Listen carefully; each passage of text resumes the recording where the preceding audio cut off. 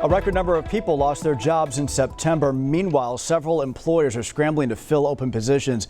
With so many job openings, it may feel overwhelming for folks who are unemployed. It is Money Monday, and our good friend Paul Hood with Hood CPAs joins us now to talk about what folks need to do when searching for a job. Paul, great to see you today, joining us remote from Austin.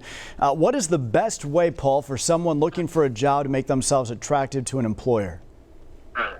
Well, the biggest piece of advice I would say is you've got to be think outside the box. The good thing is it's a employees world right now.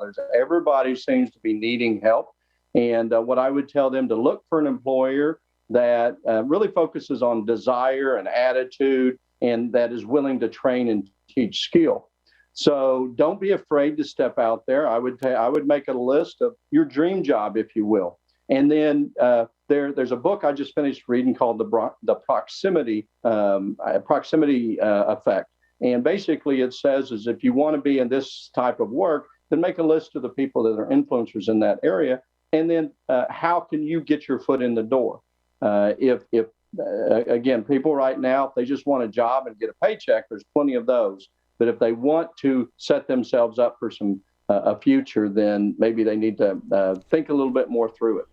Paul, as you know, the deadline for families to sign up for the child tax credit is today. If a family misses this deadline, do they have another option when they go to file their taxes next year?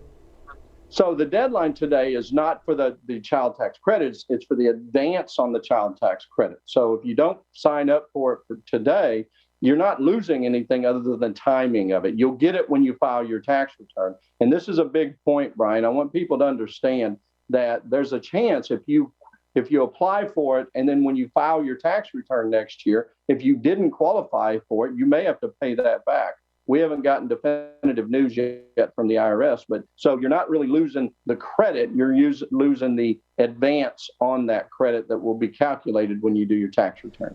All right, and we have a viewer question from Alex. He wrote in this week saying that his wife has insurance coverage for the family, but he's curious if it would be beneficial to open an HSA account through his workplace.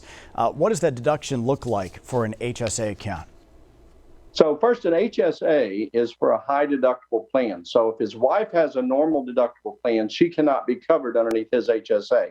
So if he's got a high deductible plan at work, the premise is you can take money out of your paycheck and put it in pre-tax, pre-federal, state, and Social Security tax, and fund that extra cost for out-of-pocket or whatever. So they're great things, but he probably can't cover the family if she's also covered by a plan. Now, if her plan is a high-deductible plan, then there's the potential to do a family plan. But they can deduct up to $7,000 on an HSA through if you have a high-deductible health insurance plan. All right, good stuff today, Paul. Great to see you, my friend. Travel back here safely to Green Country. And if you have a financial question you would like for us to chat about next Monday, you can send in your question right now to moneymonday@griffin.news.